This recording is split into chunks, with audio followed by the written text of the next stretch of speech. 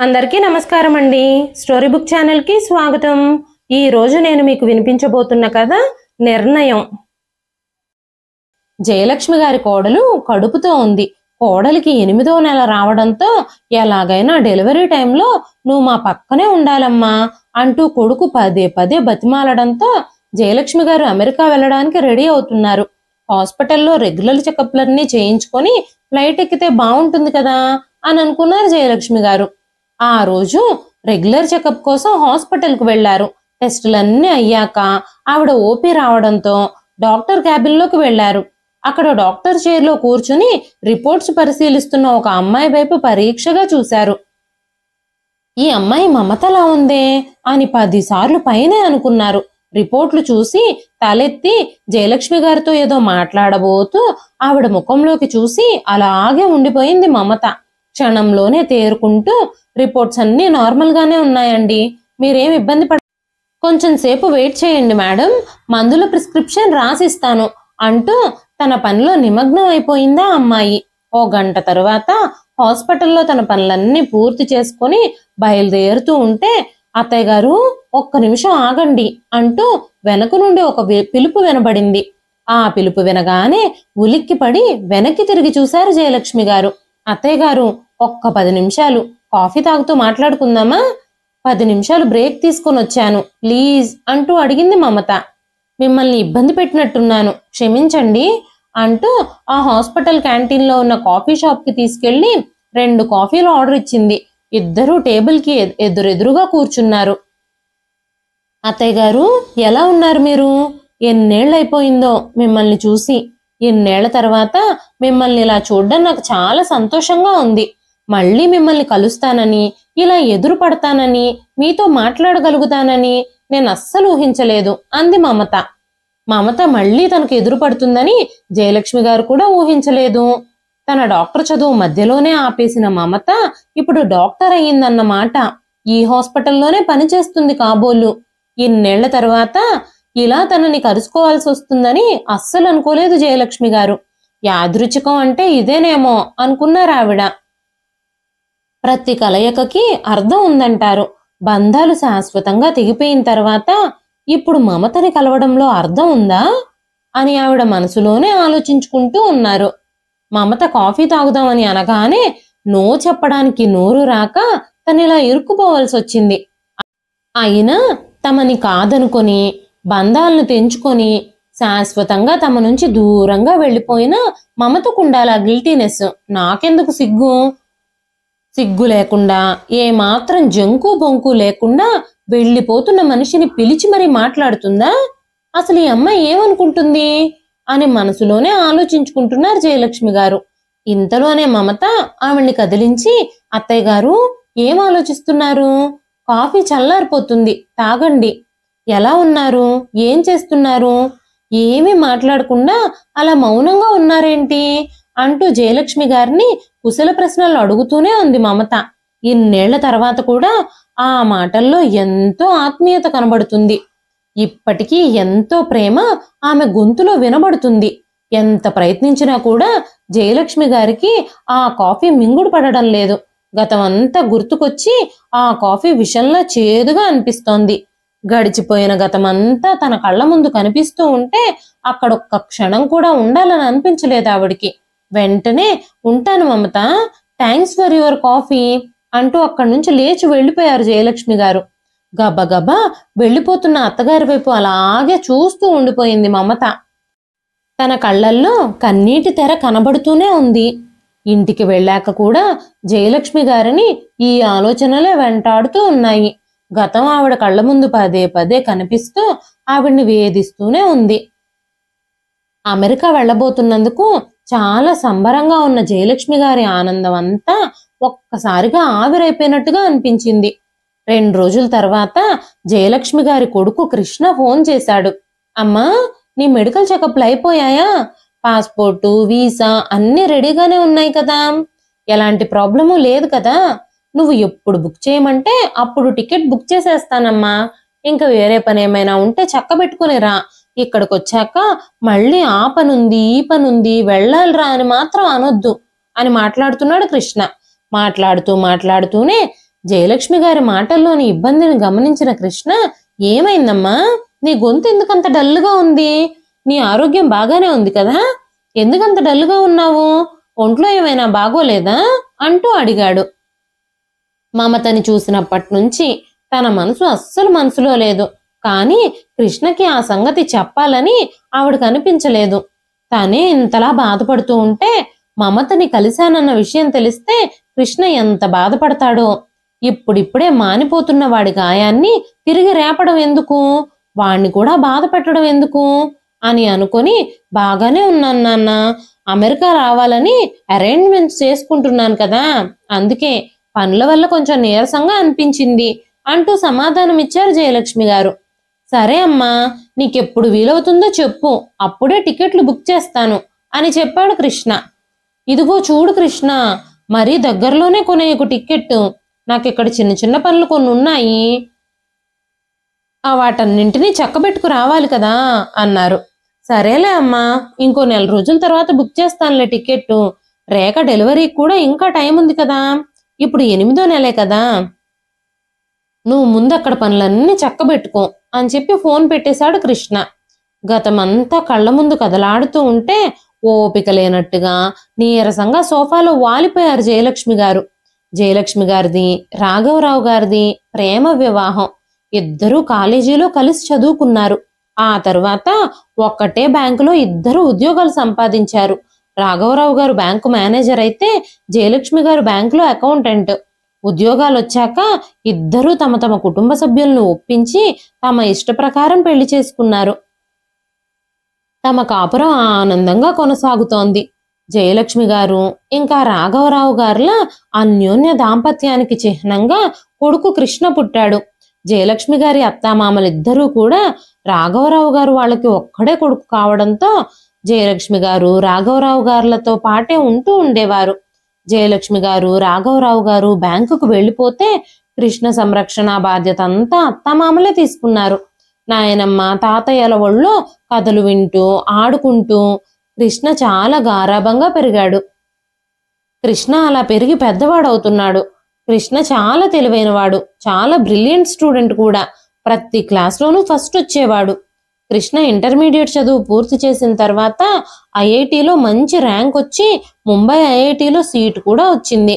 అంతవరకు తమని ఒక్క క్షణం కూడా వదిలి ఉండని కొడుకు ఇప్పుడు అంత దూరం చదువుకోవడానికి హాస్టల్కి వెళుతూ ఉంటే జయలక్ష్మి గారికి చాలా దిగులుగా అనిపించింది. రాఘవరావు గారు జయలక్ష్మి గారిని చాలా ఓదార్చారు. మనం స్వయంగా చదువుకుని ఉద్యోగాలు చేస్తున్నాం, నీకు చదువు విలువ తెలుసు, ఎక్కడ సీట్ వస్తే అక్కడికి వెళ్ళి చదువుకోవాలి కదా, చదువు ధ్యాసలో పడితే ఇల్లు వాకిలి ఇలాంటివి ఏవి గుర్తుండవు వాళ్ళకి, నువ్వు అనవసరంగా బాధపడి వాణ్ణి కూడా బాధ పెట్టకు అని చెప్పారు రాఘవరావు గారు. కృష్ణ కాలేజీలో జాయిన్ అయ్యాడు. కృష్ణ కాలేజీలో జాయిన్ అయిన 6 నెలలకి జయలక్ష్మి గారి అత్తగారు చనిపోయారు. మరో 3 నెలల వ్యవధిలోనే జయలక్ష్మి గారి మామగారు కూడా ఈ లోకాన్ని విడిచిపెట్టి వెళ్ళిపోయారు. ఇంతవరకు తనని అత్తామామల్లాగా కాకుండా కన్న తల్లిదండ్రుల కంటే ఎక్కువగా చూసుకున్న అత్తగారు మామగారు కొద్ది రోజుల వ్యవధిలోనే చనిపోవడంతో జయలక్ష్మి గారు చాలా బాధపడ్డారు. అత్తగారికి తనకి మధ్య ప్రేమాభిమానాలు తప్ప ఎలాంటి మనస్పర్ధలు లేవు. అందుకే అత్తగారు మామగారు చనిపోయిన లోటు ఆవిడ్ని చాలా కదిలించింది. అత్తగారు మామగారు భర్త కొడుకుతో కలకలలాడిన ఆ ఇల్లు కొడుకు హాస్టల్కు వెళ్ళిపోవడంతో అత్తమామలిద్దరూ దేవుడి దగ్గరికి వెళ్ళిపోవడంతో వెలవెలబోతోంది ఆ ఇల్లు ఇప్పుడు.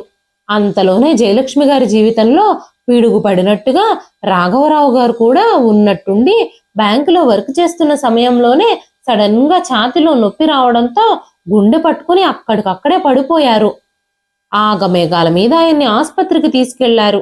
కానీ అప్పటికే ఆయన ప్రాణం అనంత వాయువుల్లో కలిసిపోయింది. మాసివ్ హార్ట్ అటాక్ రావడంతో ఆయన అక్కడికక్కడే చనిపోయినట్టు డాక్టర్లు నిర్ధారించారు. జయలక్ష్మి గారికి ఒక్కసారిగా ఈ లోకమంతా చీకటిగా అయిపోయినట్టుగా అనిపించింది. భర్త పోయిన షాక్లో ఆవిడ ఏడుస్తూ స్పృహ తప్పి పడిపోయింది. ఆ రోజు ఉదయం ఇద్దరూ కలిసి బ్యాంకుకు వెళ్ళేటప్పుడు కూడా రాఘవరావు గారు బాగానే ఉన్నారు. ఎప్పుడూ ఆరోగ్యంగా నవ్వుతూ అందరినీ నవ్విస్తూ తిరిగే తన భర్త ఇంక తనకు లేడు అన్నా కనబడడు అన్న వేదనతో ఆవిడ గుండె అల్లాడిపోతుంది. భర్త పోయిన దుఃఖాన్ని ఆవిడ భరించలేకపోయింది. రాఘవరావు గారు దూరమైన సంఘటనతో ఆవిడ షాక్కి గురయింది. తల్లిని అలా చూసి కృష్ణ కూడా డీలా పడిపోయాడు. కొడుకుని అలా చూడలేక తను ధైర్యం తెచ్చుకోకపోతే కొడుకు చదువు పాడైపోతుందేమోనన్న భయంతో గుండె దిటవు చేసుకుని ధైర్యంగా బతకడం మొదలుపెట్టారు జయలక్ష్మి గారు.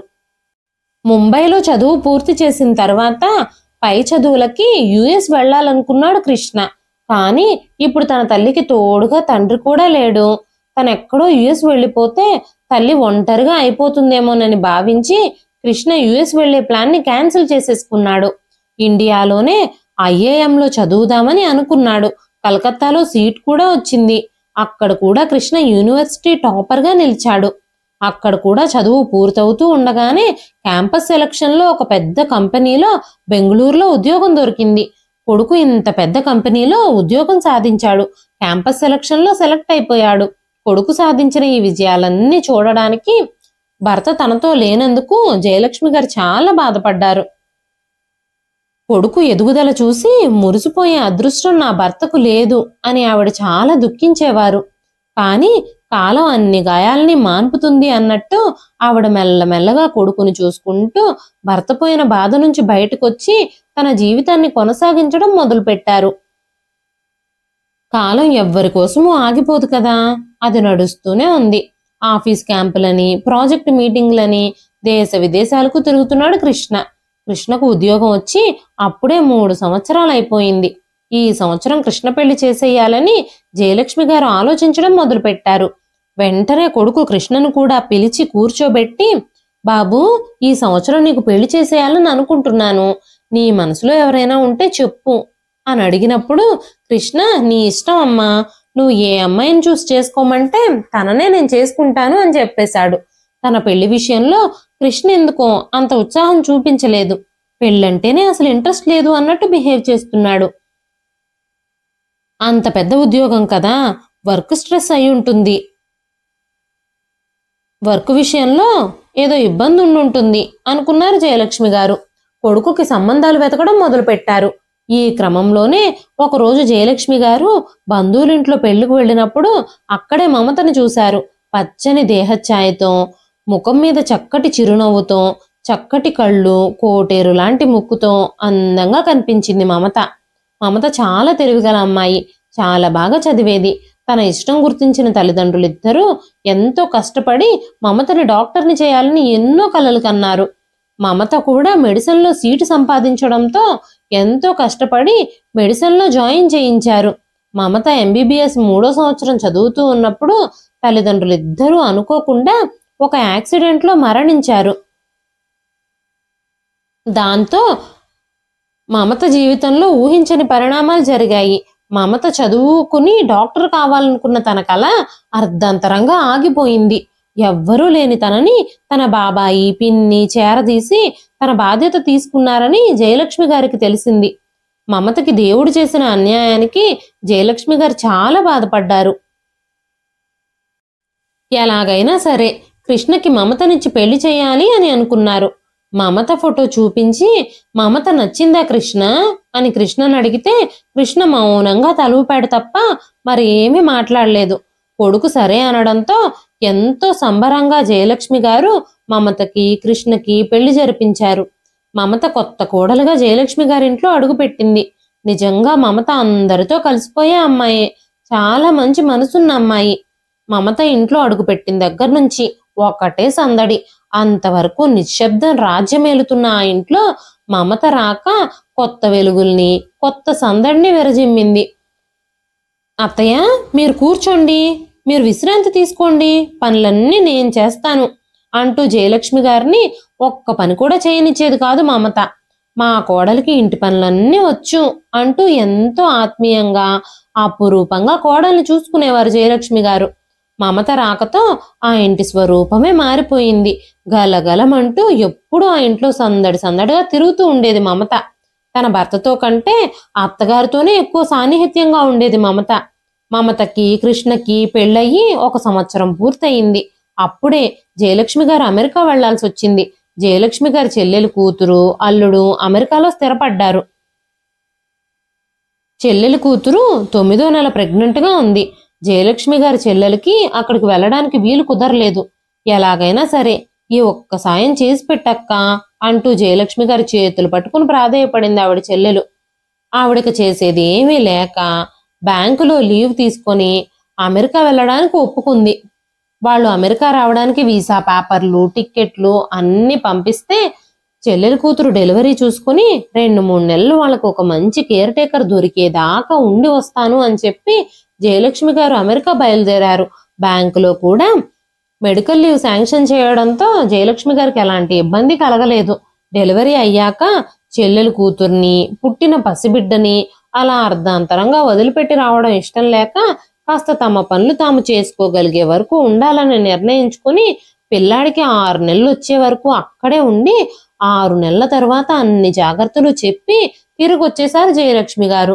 జయలక్ష్మి గారి ఇంటికి తిరిగి వచ్చేసరికి మమత ఇంట్లో లేదు. కోడలు నా మీద ఎంత బెంగ పెట్టేసుకుని ఉంటుందో. నేను వస్తున్నాను అని తెలిస్తే ఎగిరి గంతులేస్తుంది. ఈ 6 నెలల కబుర్లన్నీ కోడలు చెబుతూ ఉంటే వినడానికి నాకు చాలా రోజుల దాకా తీరికే ఉండదనుకుంటా అనుకుంటూ సంబరంగా ఇండియాకు వచ్చిన జయలక్ష్మి గారు కోడలు ఇంట్లో లేకపోవడంతో ఒక్కసారిగా షాక్ అయిపోయారు. కృష్ణ ఇంట్లోనే ఉన్నాడు, కానీ కోడలు ఇంట్లో లేకపోవడంతో ఇల్లంతా బోసిపోయినట్టుగా ఉంది.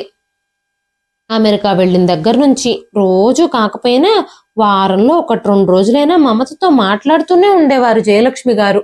జయలక్ష్మి గారు ఈ రోజు ఇండియాకి వస్తున్నారని తెలిసి కూడా మమత ఇంట్లో లేకపోవడం జయలక్ష్మి గారికి ఆశ్చర్యాన్ని కలిగించింది. తను వస్తుందని తెలిసి కూడా ఇంట్లో లేదంటే ఏదైనా పనుండి వాళ్ళ బాబాయ్ వాళ్ళ ఇంటికి వెళ్ళిందేమో అని అనుకున్నారు జయలక్ష్మి గారు. అదే విషయం కృష్ణని అడిగారు. వెంటనే కృష్ణ, అమ్మా మమత ఇంట్లో నుంచి వెళ్ళిపోయిందమ్మా, మేమిద్దరం డైవర్స్కి కూడా అప్లై చేసేసాం అని కొడుకు చెప్పిన మాటలు విని ఒక్కసారిగా జయలక్ష్మి గారు నిశ్చేష్టురాలైపోయారు. ఏమిటి కృష్ణ, డైవర్స్ ఏమిటి? నీకు మతిగాని పోయిందా అంటూ గట్టిగా అరిచారు. నేను చెబుతున్నది నిజమేనమ్మా. మమతికి నాతో కలిసి ఉండడం ఇష్టం లేదట. తన మనసులో అసలు నేను లేనట. పెళ్లికి ముందే తను ఎవరినో ప్రేమించిందట. నాతో కలిసి కాపురం చేయడం తనకి ఇష్టం లేదట. అందుకే తనంతట తానే డైవర్స్ తీసుకుందామని అడిగింది. తన మనసులో నేను లేనని తెలిసాక తననే పట్టుకుని వేలాడడం, ఈ సంబంధాన్ని నిలబెట్టుకోవాలని చూడడం నాకు ఇష్టం లేదమ్మా. అందుకే నేను కూడా డైవర్స్ ఇచ్చేద్దామని నిర్ణయించుకున్నాను. 1 వారం క్రితమే మమత ఇంటి నుంచి వెళ్ళిపోయింది అని చెప్పాడు కృష్ణ. కృష్ణ చెబుతున్న మాటలు వింటూ ఉంటే జయలక్ష్మి గారి మనసంతా మొద్దుబారిపోయినట్టు అనిపించింది. ఏం మాట్లాడుతున్నాడు ఈ కృష్ణ? అయితే ఇన్ని రోజులు మమత చూపించిన ప్రేమ, అనురాగం, ఆప్యాయత, ఆత్మీయత అవన్నీ నాటకాలేనా? నిజంగా మమత ఇలా చేసిందా? ఇన్ని రోజులు నా దగ్గర ప్రేమ నటించిందా? మమత ఇంటి నుంచి వెళ్ళిపోతే నాకే ఇంత బాధగా ఉంది. అసలు కృష్ణ పరిస్థితి ఏమిటి? తను ఎంతగా తల్లడిల్లిపోతున్నాడో. ఏదైనా ఉంటే పెళ్లికి ముందే చెప్పాలి, కానీ ఇలా జీవితం నాశనం చేస్తారా ఎవరైనా అనుకున్నారు జయలక్ష్మి గారు. తానే స్వయంగా మమతని కావాలని కోడలుగా చేసుకున్నారు. కానీ పెళ్లికి ముందే నాకు పెళ్లి ఇష్టం లేదు అని మమత చెప్పేసి ఉండుండొచ్చు కదా. ఇష్టం లేని పెళ్లి చేసుకోవడం ఎందుకు? అందరితో ప్రేమగా ఉన్నట్టు నటించడం ఎందుకు? అసలు మమత ఎందుకు ఇలా చేసిందో మమతనే పర్సనల్గా కలిసి నిలదీద్దాం అని అనుకున్నారు జయలక్ష్మి గారు.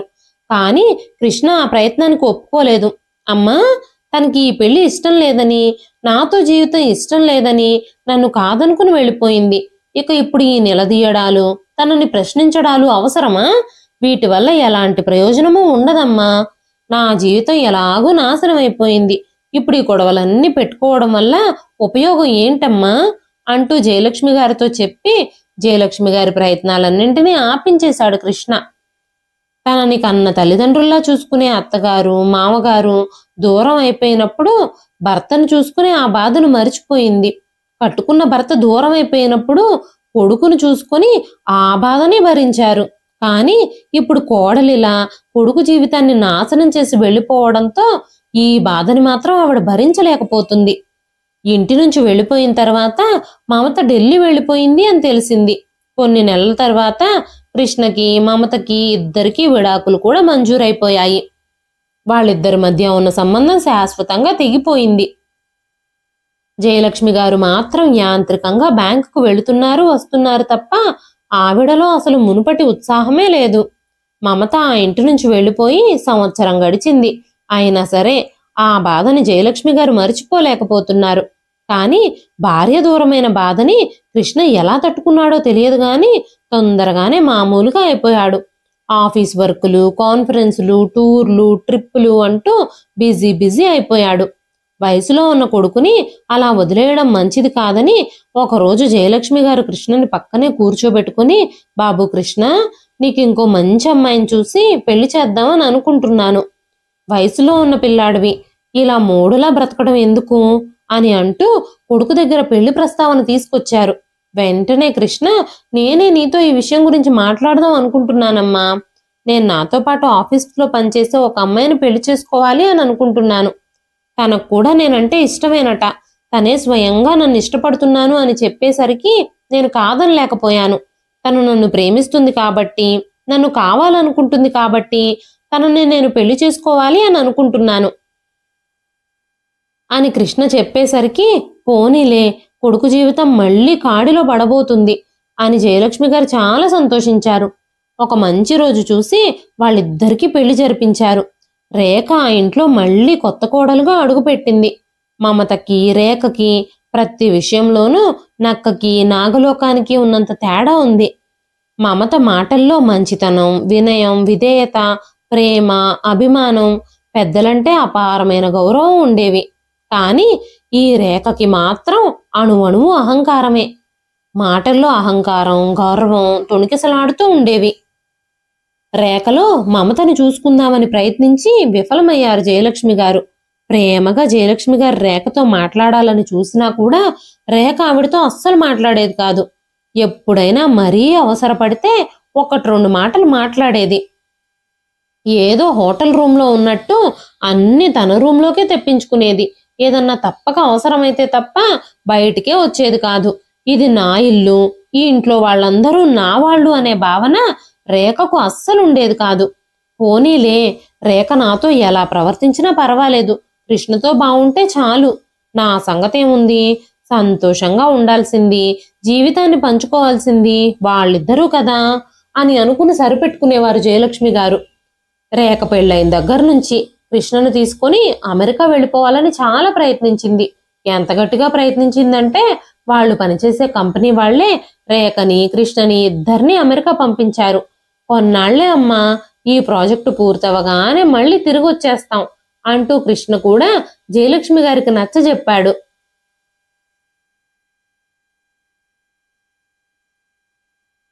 కొన్నాళ్లే అని చెప్పి వెళ్లిన వాళ్ళు 5 సంవత్సరాలైనా కూడా తిరిగి రాలేదు. ఈ లోపుగా రేఖ ప్రెగ్నెంట్ అయ్యింది. తనకి 7 నెలలు పూర్తయి 8వ నెల వచ్చింది. డెలివరీ టైం కల్లా తల్లిని అక్కడికి రమ్మని కృష్ణ పదే పదే అడుగుతున్నాడు. జయలక్ష్మి గారు కూడా రిటైర్ అయ్యి 6 నెలలు అవుతుంది. ఇక్కడ తనకి మాత్రం ఎవరున్నారు? పెళ్ళైన 5 ఏళ్లకి కొడుకు తండ్రి కాబోతున్నాడు. కృష్ణ పుట్టినప్పుడు జయలక్ష్మి గారు, రాఘవరావు గారు ఇద్దరు ఉద్యోగాలు చేస్తూ ఉంటే జయలక్ష్మి గారి అత్తగారు, మామగారు వాళ్ళకి వెన్నంటి ఉండి అండగా నిలబడి కృష్ణ బాగోగులన్నీ చూసుకున్నారు. అలా చూసుకోబట్టే కదా వాళ్ళిద్దరూ తమ పనులు సక్రమంగా నెరవేర్చగలిగారు. అదే విషయం జయలక్ష్మి గారికి గుర్తుకొచ్చి, మా అత్తగారు, మా మామగారు కొడుకు కోడలికి అంత ఆసరాగా ఉన్నప్పుడు నా కొడుకు కోడలికి నేను ఆసరాగా మారకపోతే ఎలాగా అనుకుని కోడలు డెలివరీకి అమెరికా వెళ్లి పుట్టిన బిడ్డను కూడా జాగ్రత్తగా చూసుకోవాలని నిర్ణయించుకున్నారు. జయలక్ష్మి గారు నిర్ణయం అయితే తీసేసుకున్నారు గాని ఎప్పుడైనా ఫోన్ చేసినప్పుడు కూడా కృష్ణ ఫోన్ ఇస్తే ఏదో పొడి పొడిగా 4 మాటలు మాట్లాడే రేఖ ప్రవర్తన తనకు గుర్తొచ్చినప్పుడల్లా వాళ్లతో ఎలా ఉండాలా అని భయం భయంగానే ఉంటుంది జయలక్ష్మి గారికి. కృష్ణ జయలక్ష్మి గారి కోసం టికెట్ కూడా బుక్ చేసేశాడు. మెల్లమెల్లగా జయలక్ష్మి గారు అమెరికా వెళ్లే రోజులు కూడా దగ్గర పడుతున్నాయి. ఇక్కడ మిగిలిన పనులన్నీ పూర్తి చేసుకుని తనకు కావలసినవన్నీ షాపింగ్ చేద్దామని జయలక్ష్మి గారు ఆ రోజు షాపింగ్కి బయలుదేరారు. ఆ రోజు ఆదివారం. సంక్రాంతి పండుగ ఇంకో వారంలో ఉండడంతో షాపులన్నీ కిటకిటలాడుతున్నాయి. తను అమెరికా వెళ్ళిన తర్వాత రేఖకి సీమంతం చేయాలని జయలక్ష్మి గారు అనుకుంటున్నారు. పుట్టబోయే మనవడికో మనవరాల కోసమో బంగారు గొలుసు, మురుగులు, కాళ్ళకు పట్టీలు, మొలతాడు కూడా తీసుకున్నారు. కోడలి సీమంతం కోసం ఒక అందమైన పట్టుచీర కొనాలని జయలక్ష్మి గారు షాపింగ్ మాల్కు వెళ్లారు. కోడలి కోసం ఒక పట్టుచీర, తన కోసం కొన్ని చీరలు కొనుక్కొని బిల్ చేయించుకుంటున్న సమయంలో ఎదురుగా మమత కనిపించింది. అదే ప్రేమ, ఆత్మీయత నిండిన చిరునవ్వుతో అత్తయ్య ఎలా ఉన్నారు అంటూ ఎంతో ఆత్మీయంగా ప్రశ్నిస్తున్న మమతకి జవాబు చెప్పాలని అనిపించలేదు జయలక్ష్మి గారికి. ఏ జ్ఞాపకాల నుంచి తను బయటపడాలని ప్రయత్నిస్తుందో తిరిగి అవే జ్ఞాపకాలు తన ఎదురుగా వచ్చి భయపెడుతూ ఉంటే ఏం మాట్లాడాలో అర్థం కాక రాయిలా నిలబడిపోయింది. అత్తయ్య గారు, మీకు నా మీద కోపంగా ఉందా అంటూ ప్రశ్నించిన మమతతో, కోపం కాక మరెలా ఉంటుంది మమత? ఎంతో ఇష్టంగా కోరి నిన్ను కోడలిగా తెచ్చుకున్నాను. ఎంతో మురిపంగా చూసుకున్నాను. నిన్ను నేను ఏ రోజు కోడల్లా చూడలేదు. కూతురులాగానే అనుకున్నాను. నువ్వు కూడా నన్ను అమ్మలాగే భావిస్తావు అని అనుకున్నాను. కానీ నువ్వేం చేశావు? మా కృష్ణతో పెళ్లి నీకిష్టం లేకపోతే ముందు నాతో చెప్పుండాల్సింది. నీ మనసులో మరెవరినో పెట్టుకుని వాడిని పెళ్లి చేసుకుని వాడి జీవితం కూడా నాశనం చేసేశావు. పెళ్ళైన సంవత్సరానికే వాడితో కాపురం చెయ్యలేను అని చెప్పి వాడిని విడిచిపెట్టి వెళ్ళిపోయావు. అసలు నువ్వు ఇలా చేయాల్సిన అవసరం ఏమొచ్చింది? పెళ్లి విషయంలో నిన్నెవ్వరూ బలవంతం చెయ్యలేదు కదా. ఇష్టం లేని దానివి ముందే మాతో చెప్పేసి ఉండొచ్చు కదా. మమ్మల్ని అందరినీ ఎందుకు మభ్యపెట్టావు? నేను, కృష్ణ ఎంత బాధపడ్డామో తెలుసా? అయినా ఇప్పుడు ఈ మాటలన్నీ ఎందుకులే. పెళ్లి పెటాకులైపోయి ఎవరి దారులు వాళ్ళు చూసుకుని కూడా 7 ఏళ్లు గడిచిపోతుంది. ఇంకిప్పుడు ఇవన్నీ తలుచుకుని బాధపడి ప్రయోజనం ఏమిటి అంటూ నిరసనగా మాట్లాడుతున్నారు జయలక్ష్మి గారు. అంతలోనే జయలక్ష్మి గారి మాటలకి అడ్డం పడుతూ, అత్తయ్య గారు, ఒక్కసారి నేను చెప్పేది వింటారా? మీకిలా గతం గురించి చెప్పాల్సిన పరిస్థితి ఎదురవుతుందని నేనెప్పుడూ అనుకోలేదు. మీ ముఖంలో నా పట్ల కనిపిస్తున్న అసహ్యాన్ని, కోపాన్ని నేను తట్టుకోలేకపోతున్నాను. మీరు నన్ను కన్న కూతురు కంటే ఎక్కువగానే చూసుకున్నారు. నేను కాదనడం లేదు. నేను కూడా మిమ్మల్ని కన్నతల్లి కంటే ఎక్కువగానే ప్రేమించాను. చనిపోయిన నా తల్లిని మీలోనే చూసుకున్నాను. తల్లి దూరమై ఎంతో బాధపడుతున్న నాకు తల్లి ప్రేమని రుచి చూపించారు మీరు. ఏ రోజైనా బాధగా పడుకుంటే నాకు ప్రేమగా అన్నం తినిపించేవారు. నన్ను చక్కగా కూర్చోబెట్టి జడలల్లి పూలు పెట్టేవారు. నాకు జ్వరం వచ్చి మూలుగుతూ పడుకుంటే రాత్రంతా నా పక్కనే కూర్చుని సపర్యలు చేసేవారు. అటువంటి మీ ప్రేమ శాశ్వతంగా ఉండాలని ఎందరో దేవుళ్ళని కోరుకున్నాను. కానీ ఏ దేవుడు నా ప్రార్థనను వినలేదు. నా పెళ్లి 3 నాళ్ల ముచ్చటవుతుందని నేను అనుకోలేదు. మీ ప్రేమని ఇంత తొందరగా కోల్పోతానని నేను ఊహించలేదు. నేను మీ ఇంటి నుంచి వెళ్ళిపోయినప్పుడు మీరు చాలా బాధపడ్డారేమో, చాలా ఆవేదన చెందారేమో. కానీ కృష్ణకి మాత్రం నేను వెళ్ళిపోవడం బాధ కలిగించలేదు. అసలు మా పెళ్లి కృష్ణకి అస్సలు ఇష్టం లేదు. నాతో పెళ్లి కంటే ముందుగానే కృష్ణ తన కొలీగ్ రేఖ అనే అమ్మాయితో రిలేషన్షిప్ లో ఉన్నాడట. మనసారా ప్రేమించిన అమ్మాయిని వదులుకోలేనని, నాతో కాపురం చేయలేనని తను పెళ్ళైన మొదటి రోజే నాతో తెగేసి చెప్పేశాడు. ఇష్టపడని వ్యక్తితో, నన్ను భార్యగా చూడని మనిషితో నేనెలా కాపురం చేయగలుగుతాను? అప్పటికే ఆయనలో మార్పు వస్తుందని, నన్ను భార్యగా స్వీకరిస్తారని సంవత్సరం పాటు ఎదురు చూశాను. కానీ మీరు అమెరికా వెళ్ళగానే నన్ను మాటలతో వేధించడం మొదలుపెట్టారు కృష్ణ. ఎంత కావాలంటే అంత నష్టపరిహారం ఇస్తాను, భరణం కింద ఎంత అడిగినా ఇస్తాను, నాకు విడాకులు ఇచ్చేయమని ఒత్తిడి చేయడం మొదలుపెట్టారు. ఈ విషయాలన్నీ తెలిస్తే మీరు బాధపడతారని, మీ అబ్బాయిని అసహించుకుంటారని, తను నాకు చేసిన ద్రోహానికి మీరు కుమిలిపోతారని ఎలాగోలాగా బ్రతిమాలి కృష్ణకి నచ్చజెప్పి మా బంధాన్ని నిలబెట్టుకోవాలని చాలా ప్రయత్నించాను. కానీ కృష్ణకి నాతో కాపురం చేయడం ఇష్టం లేదు. మీరు ప్రేమించి పెళ్లి చేసుకున్నారు. అత్తయ్య గారు, మొక్కుబడిగా సాగే సంసారంలో ఆనందం ఉంటుందా? మీరే చెప్పండి.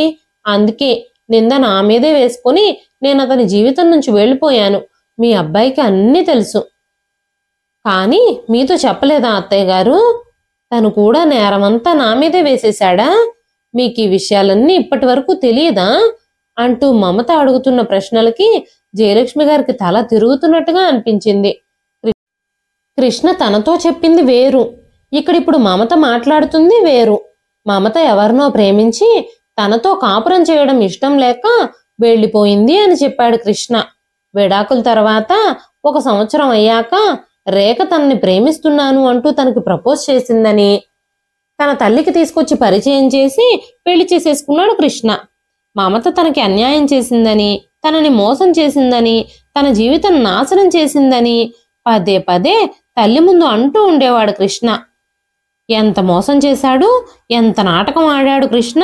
ఒక అమాయకురాలి జీవితానికి తీరని అన్యాయం చేసిన వాడా తన కడుపున పుట్టింది. ఎంత పెద్ద చదువులు చదువుకున్నాడు. ఈ చదువు తనకి నేర్పిన సంస్కారం ఇదేనా?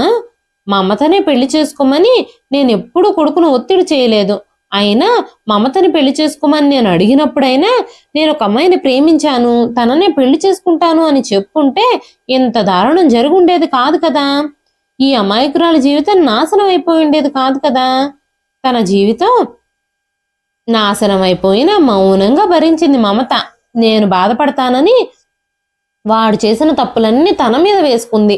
ఇప్పటికి కూడా తన మీద ఇంత ప్రేమ ఆప్యాయత చూపిస్తున్న మమతకి ఏమిచ్చి రుణం తీర్చుకోవాలా అని ఆలోచించడం మొదలుపెట్టారు జయలక్ష్మి గారు.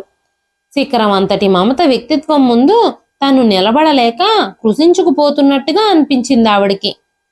మమత తన ఇంట్లో కోడలిగా 1 సంవత్సర కాలమే ఉన్నా తనకి మరిచిపోలేని మధుర జ్ఞాపకాలనిచ్చింది.